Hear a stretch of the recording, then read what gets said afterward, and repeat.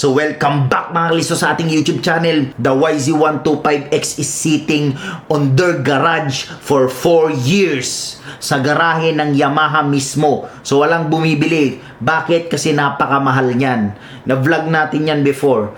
So around 400,000 po ang brand new. Ganun katindi. Yan po ang question natin. Bakit napakamahal? That's why kukuha tayo ngayon ng sale. So naka-sale siya. Bakit ganun kamahal despite of 125cc lang siya? From 400 plus thousand, naging below 300,000 na lang siya. Napakalaki ng discount. Meron pa silang mga WR450, meron silang YZ250FX, and so on. Message nyo lang yan, yung mga Yamaha kung gusto nyo ng malaking discount. Pero yun nga lang, medyo old model. 2022, 2023, and so on. Itong YZ125X natin is 2023. So panoorin ang video na to hanggang dulo. Makikita nyo and i-share natin ang conclusion for the first hours of it. Okay, let's go! So yan guys, tumirik na. Ayan ang mandar. Ayan ang mandar guys.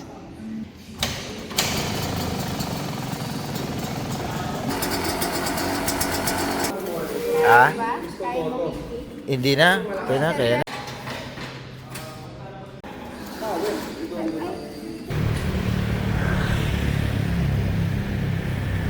Nakakumot siya 1 month na since na nabili natin. Tatanggalin muna natin siya dito sa balot niya kasi medyo nauulanan dito sa ating garahe.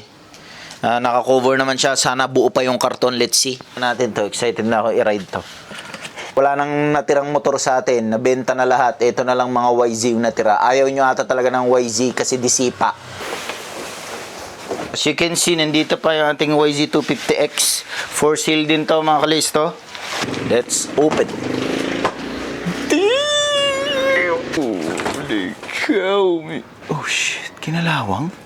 Kinalawang guys? Hindi siya kinalawang. So ito ay yung bracket lang niya for transportation purposes, kaya may bracket na ganito. Ito talaga yung manabela niya ito. I-unbox natin. Guys, uy po. Daga guys. Naata ng daga. Hayop, may daga. Pala ang cons ng ano.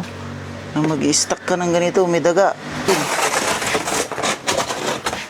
So yun guys. Yun yung mga tae niya oh. Tae ng daga oh.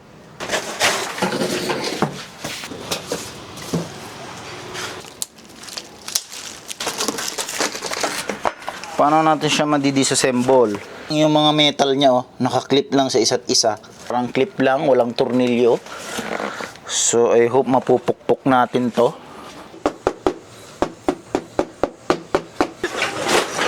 Yun! As you can see, guys. Takbo siya. Sana hindi niya nanginat-ngat yung mga wires. Kagandahan nitong YZ guys, walang gaanong ngangat-ngatin yung mga daga. Walang fuel injector, walang starter motor na wire, walang charging, walang stator regulator, battery, wala. YZ, talagang number 1 simplicity. Imbis na ma-preserve mo yung quality ng yung motor na bago, lalong lalala dahil nga may mga peste, may mga daga. So, sana hindi nginat-ngat yung mga air filter and anumang wire. Siyempre merong wire pa rin yan kahit papano. Ang ganda ng mga bakal niya, Japan talaga oh. Souvenir natin yung mga bakal, kaya na-request natin na merong crate na ganito. Na-bend lang. Look. Yun lang siya, yun lang yung lock niya.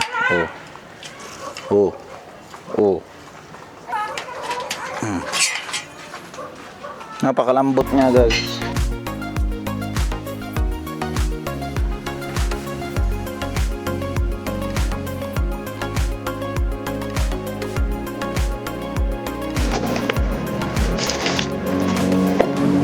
Yan, ang laman niya is, anong laman niya? Uy, it's a user freaking manual. So ito, ilalagay dito sa foam. Yan, babalot mo lang dito sa manobela yan. Ito naman, racing plate. Ito naman, gilid na play ring. Then ito naman, ano to? Such as spring, pangpihit ng spoke. Uy, jettings guys. Ano, free jettings. So that's why kailangan talagang i-reject to. So yun, ito naman yung mga spring sa kanyang pula ko, spring to sa kanyang tapakan. Siguro hindi nakakabit yung isa. So yun, nakakabit naman. Tingnan natin. Let's go. Madali lang pala siya tanggalin, kusa siyang kumakalas itong mga lock na ito pag wala na yung lock sa gilid. Ayan o, ang dali na niyang tanggalin o. Nagkusa siyang kumakalas itong kanyang frame. So natanggal ko na yung tali dito. Ito na lang mahawak sa kanya, ito, yung dalawang 14 na yan. Hindi siya natutumba. And then ito na lang, may wire na ito. May kable na, huwag na nating wasakin. Tanggalin na ng diretso dito later on. Na hopefully hindi na stuck up ang makina na ito guys, hindi overhaul to. Ang bagsak na ito parts out pag nag-stuck up yung makina niya. Siyempre nauulan-ulan, may daga, init, etc. And one thing po, ito, kalawang talaga siya. Pwede kang matetano. Kaya nagwantis ako ng Dioras ito. So tanggalin na lang natin yung sulok na yun. Let's go. Let's continue. Wala pala akong center stand ngayon dito. Naubusan kami ng center stand. Pati yung second hand nabili yung center stand namin. Nabili nung Husky. So kailangan natin ilagay itong gasol. Then lagyan ng kalang sa taas para tumaas itong harap. Para mailagay ko na itong front wheels. Boom! Here we go. The two bushing for the front wheels. Careful, napakatatalim ng mga bakal. Matitetano tayo. Ayan. Okay? Ito yung technique para makita nyo kung kailan ginawa yung motor, kung kailan inassemble. Ayan o, yung year ng kanyang gulong. Yan o, year 2022. So 2023 model pero 2022 ito inassemble. Ganun naman talaga, -1. Ayan guys, nabuo na. And grabe, tae everywhere. Grabe, kabaho. Tinanggal ko yung plastic dito. May tae o. Tae ng daga. Ang daming tae dito. Yan o. Tae ng daga dun sa mga sulok-sulok dun. Ang baho guys. So mukhang buhay pa naman no. Mukhang okay naman yung kanyang kick. So yan. Ewan ko kung may basta daming mabaho. Siguro sabuyan ko muna to ng tubig guys. Para hindi gaano mabaho na may sabon. Tubig na may sabon guys.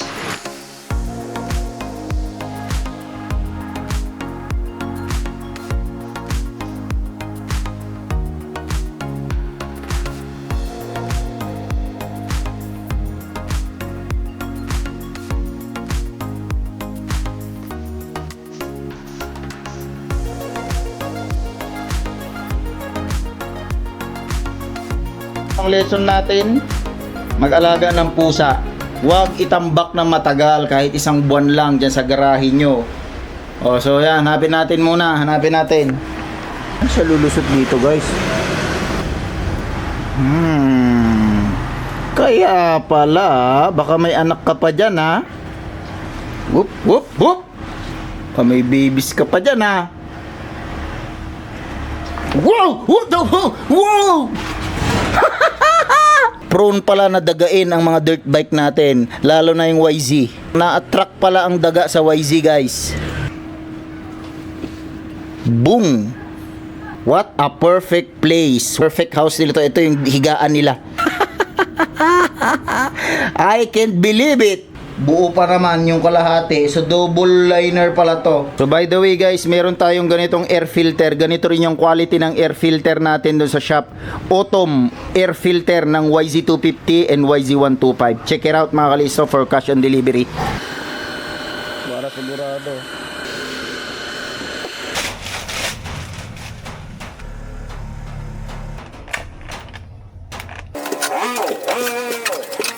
Unang andar after mailabas sa crate. Hindi ko pa nilagay lahat ng mga play ring. Baka may daga na sa loob ng cylinder or dun sa piston niya.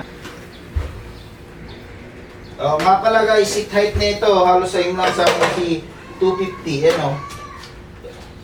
Taas o. Andarin natin.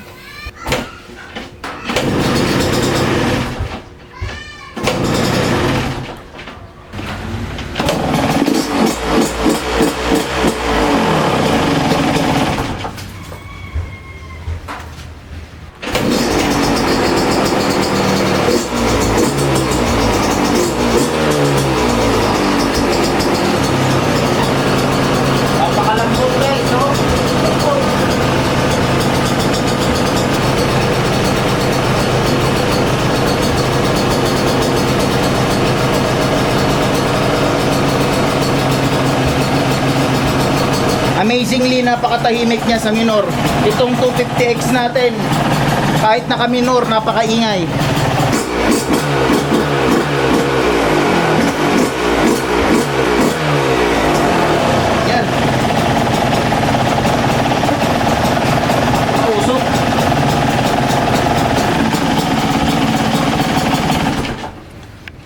Oh, sira. Sira guys, sira. Ganon, ba't namatay? Ow! Hindi ko to napapansin noon sa mga YZ. Meron palang ganito. Ayan, one-way valve. So dito yung tangke. Ayan, papunta dito yung tangke. Tapos sa left side yung hangin. Ayan oh. Pero hindi pwedeng pataas. So kahit nakabaliktad yung motor mo, pwede. So, yeah. Pag naubusan yung tubig mo, pwede ka nang uminom dito. Sa part na to is sobrang usok niya, kinakabahan ako baka kasi may tagas. Sa tagal sigurong nasa warehouse nito, possible na tumigas na yung oil seal sa crankcase. Pwedeng pumasok yung langis sa loob, sa chamber kung saan may apoy, doon sa piston, which is normal lang pala pag bago. Assembly lube lang siguro yun, sinusunog sa mga unang andar. Nakaporma ng plastic niya. Nakita niyo naman yung bagong flaring na design niya. Ang layo dun sa flaring ng dating mga YZ. Ito siya, ganito, ang layo, di ba? Para siyang buong flaring, parang bagong motor talaga. Parang hindi siya YZ. Napakasarap talaga ng experience yung bibili ka ng motor na brand new, lalo na itong dirt bike mga kalisto. Yung unang mga tanggal ng mga plastic, yung mga box, pagtanggal mo sobrang saya mga kalisto. Yun ang experience sa pagbili ng isang dirt bike. Certificate, resibo na nanggaling mismo sa dealer na ikaw talaga yung owner. Yun lang yung paghahawakan mo, walang ORCR, walang registration from LTO, since nga ito ay production bike. So think again, kung gusto nyo ng ganitong motor, hindi pwedeng pangkalsada to. It is not a road legal motorcycle. So hindi nyo, ibig sabihin, hindi nyo siya pwedeng pangsundo, hindi nyo siya pwedeng pamalengke, pang araw-araw na pamasok sa trabaho, hindi po pwede. Panglaro lang talaga siya, pang bundok, pang racetrack, ganun lang po siya. So bakit nga ba tayo bumili na itong YZ125X? Dahil nga sa simplicity, napakasimple niya. Walang battery, walang stator, walang starter motor, Bendix drive, fuel pump, FI, ECU, etc. Wala. As in bare unit lang. Stator na pang CDI lang yung nakasalpak doon. So yun, wala siyang mga sensor and so on. As in wala talaga. Parang nilagyan lang ng makina at lagayan ng gasolina yung bike. Yun, may konti siyang harness from CDI, from stator, CDI to spark plug to kill switch. As in yun lang, wala kang susian eh. As in, ganun lang bare unit. Meron din siyang TPS diretso doon sa kanyang karburador, pero napakasimple lang yun, nung mekanismo na yun. Kaya ko siya binili, yung simplicity and curiosity. Bakit siya napakamahal? Napakamahal nito sa 125. Sa presyo nito noon, kaya siguro walang bumibili, around 400 plus thousand. Ganyan, 300 to 400,000 lang. Napakaganda ng mga big bike. 500cc pwede sa expressway. So yun, tapos ito 125 lang. Tapos dirt bike 400 plus thousand. 'Di ba? Nakakapagtaka. What else? Bakit tayo bumili ng YZ125X? Dahil nga may mga pyesa kami ng 125X. So gusto kong isalpak yung mga pyesa namin at matesting ko kung effective ba talaga at i-prove sa inyo na maganda yung mga pyesa namin. Meron kaming clutch lining. Meron kaming mga cambio, mga preno, brake pads, meron kami pang YZ mga kalisto. YZ125X, YZ250 and so on. And air filter, yan. Marami-rami na rin kami mga pyesa ng YZ125 and medyo dumadami pa. Napakasarap gamitin ng YZ mga kalisto. Talagang pangarap na siya simula pa nung bata pa. Ang ganda talaga ng YZ. Lalo na ngayong bagong design na to. Enjoy muna natin ang YZ125X and magbigay ng honest review sa inyo mga kalisto bago ko ibenta. Later on, ibenta rin natin to kung may gusto lang. Follow lang kayo dun sa aming Facebook page. Main Listo Moto Videos, follow nyo lang doon. Doon ako nagpo-post ng mga for sale minsan. Meron din yung Facebook shop namin doon, nagpo-post din ako. So yun mga kalisto, ang gaan nito mga kalisto, intimidating yung taas ng kanyang seat. Napakataas ng kanyang seat height. Full size dirt bike to ha. Napakahaba ng kanyang swing arm. Ang layo ng wheelbase niya, as in full size talaga. Ka-size nito yung mga 250cc, mga 450cc. Although 125cc lang siya. Sana merong mas maliit na version ng 125X. So yun, abangan nyo mga kalisto. I-trail natin to. follow. Kung di ka pa nakapag-follow, follow ka na dyan sa baba and click that bell notification. Comment below kung may mga katanungan ka. And yes, let's see on the trail. Let's go! Trail na natin to.